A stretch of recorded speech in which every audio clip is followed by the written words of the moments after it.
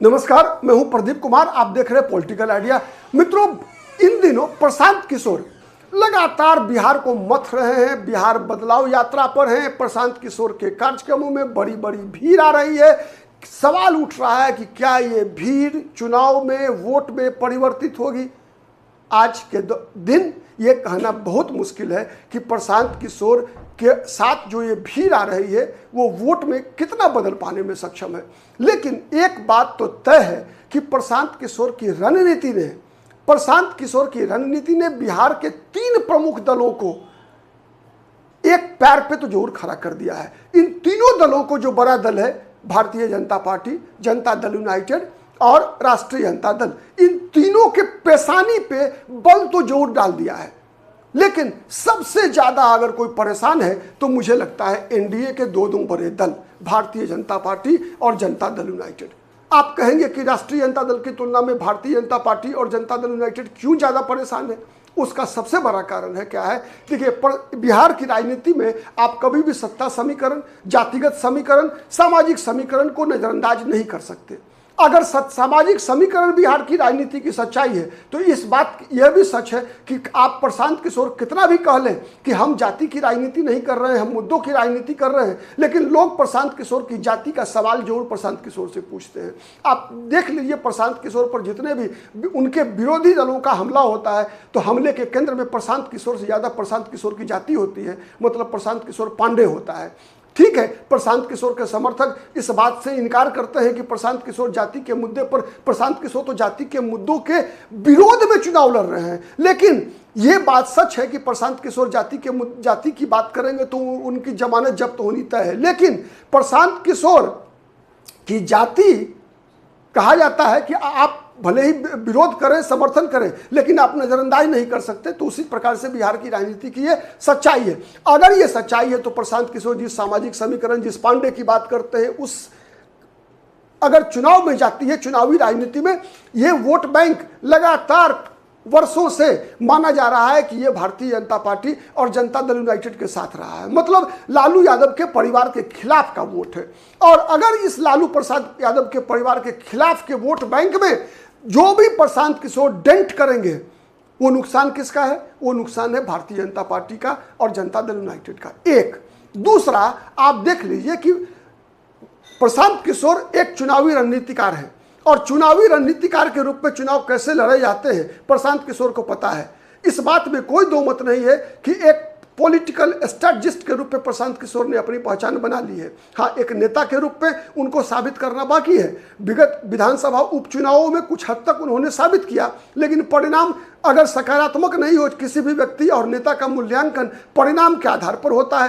तो अब तक कोई ऐसा परिणाम नहीं है जिससे कि हम ये मानकर चले कि प्रशांत किशोर तीसरे शक्ति के रूप में बिहार में उनका उदय हो रहा है। लेकिन जितना भी वो वोट काटते हैं, वो वोट एनडीए का ज्यादा कटता हुआ दिख रहा है। एक दूसरा जो सबसे बड़ा फैक्टर है, प्रशांत किशोर को एक बात पता है चुनावी रणनीतिकार होने के नाते कि प्रशांत दो गठबंधन जो है उसमें एक गठबंधन जो राष्ट्रीय जनता दल का है, जिसके साथ कांग्रेस पार्टी भी है, तो वहां भ्रष्टाचार कोई मुद्दा है नहीं, भ्रष्टाचार मुद्दा नहीं है, कानून व्यवस्था कोई मुद्दा नहीं है। उनको वोट देने वाले लोग भ्रष्टाचार और कानून व्यवस्था को कोई मुद्दा नहीं मानते। लेकिन एनडीए का जो मतदाता वर्ग है, जो मतदाता समूह है, चाहे वो किसी भी जाति का हो, किसी भी धर्म को मानने वाला हो, वो कानून व्यवस्था, भ्रष्टाचार, इन सब मुद्दों के आधार पर भी नीतीश कुमार उसके हीरो बने हुए हैं। और राष्ट्रीय जनता दल और भारतीय जनता पार्टी के बीच जब तुलना करते हैं बिहार के मतदाता, तो कहीं ना कहीं भारतीय जनता पार्टी और जनता दल यूनाइटेड को अधिक कानून व्यवस्था, भ्रष्टाचार के प्रति मतलब सकारात्मक वोट इन दोनों पार्टियों को मिलता है। तो प्रशांत किशोर लगातार जब भ्रष्टाचार के मुद्दे पर भारतीय जनता पार्टी के प्रदेश अध्यक्ष दिलीप जायसवाल को घेरते हैं, जब भारतीय जनता पार्टी की तरफ से बिहार के उप मुख्यमंत्री सम्राट चौधरी को भ्रष्टाचार के मुद्दे पर घेरते हैं प्रशांत किशोर, तो इस बात से भारतीय जनता पार्टी के की परेशानी कितनी बढ़ गई है, इस बात से आप अंदाज लगा सकते हैं कि प्रशांत किशोर के आरोप के बाद दिलीप जायसवाल का मुंह बंद है, भारतीय जनता पार्टी का मुंह बंद है। वहीं नीतीश कुमार पर भी जब जब प्रशांत किशोर अपने सवाल के गोले दाग रहे हैं, तब जनता दल यूनाइटेड के जितने भी प्रवक्ता हैं केवल एक ही आरोप लगाते हैं प्रशांत किशोर पर कि प्रशांत किशोर राजनेता नहीं बल्कि व्यवसायी है। इसके अलावे प्रशांत किशोर के खिलाफ बोलने के लिए उनके पास कुछ भी नहीं बचता। इसीलिए ये भारतीय जनता पार्टी और जनता दल यूनाइटेड दोनों प्रशांत किशोर के बयानों से, प्रशांत किशोर के लगातार हमलों से लगातार परेशान चल रहे हैं।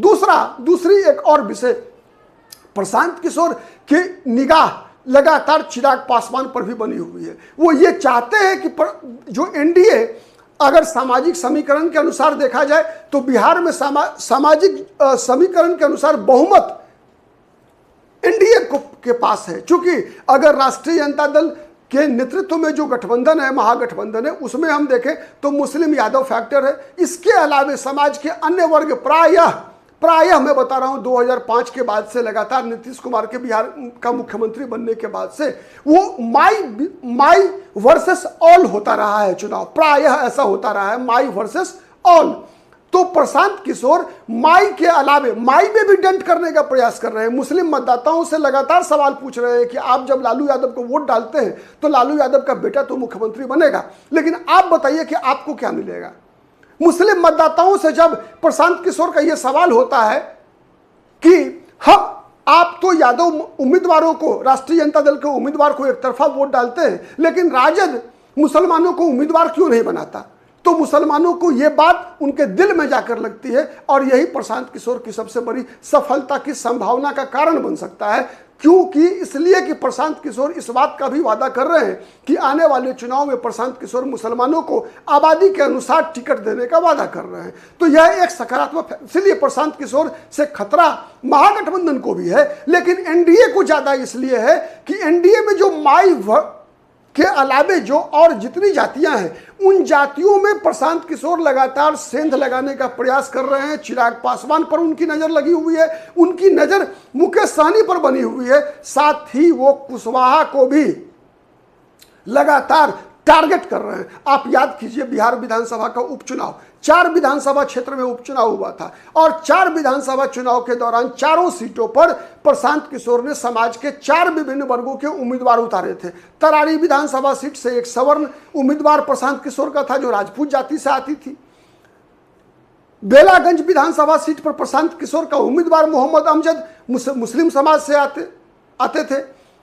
उसके अलावा इमामगंज से सुरक्षित सीट है, पासवान समाज का उम्मीदवार। आप याद कीजिए पासवान समाज का उम्मीदवार किसके खिलाफ चुनाव लड़ रहा था, जीतन राम मांझी की बहू के खिलाफ।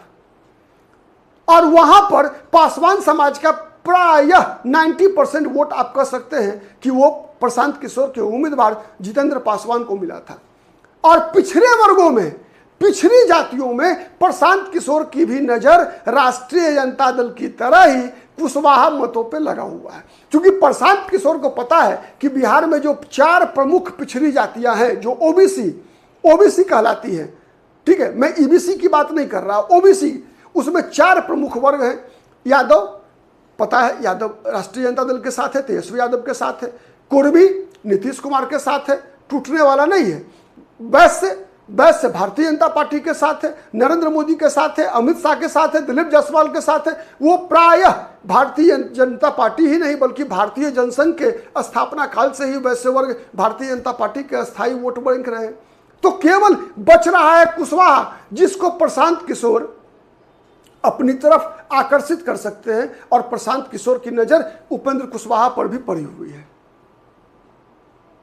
इसीलिए भारतीय जनता पार्टी और जनता दल यूनाइटेड लगातार प्रशांत किशोर से त्रस्त है, प्रशांत किशोर के हमलों से त्रस्त है। चुनाव मुद्दों के साथ साथ परसेप्शन से भी लड़ी जाती है, धारणा से। अगर एक बार आपका मोमेंटम पकड़ लेता है किसी भी राजनीतिक दल का तो कई बार चुनाव का परिणाम, दिल्ली विधानसभा चुनाव का परिणाम 2013 का एक बेहतर उदाहरण है। हाँ, थोड़ा सा अंतर है कि दिल्ली एक मेट्रोपॉलिटन शहर है, दिल्ली से बिहार की तुलना नहीं हो सकती, लेकिन राजनीति कभी भी परिवर्तन लेकर आ सकता है। क्या होगा कहना मुश्किल है कि प्रशांत किशोर के साथ यदि चिराग पासवान और उपेंद्र कुशवाहा का गठजोड़ बन जाता है, प्रशांत किशोर के साथ मुकेश सहनी आ जाते हैं, तो फिर क्या होगा कहना मुश्किल है। तब सत्ता के प्रशांत किशोर के साथ, मुद्दों के साथ सामाजिक समीकरण भी होगा प्रशांत किशोर के पास, तो सत्ता परिवर्तन, कम से कम सत्ता परिवर्तन तो तय होगा। भले ही प्रशांत किशोर सत्ता में आए ना आए, एनडीए को बाहर कर देने के लिए प्रशांत किशोर का यह समीकरण सफिशिएंट होगा, पर्याप्त होगा। आज के लिए इतना ही। नमस्कार।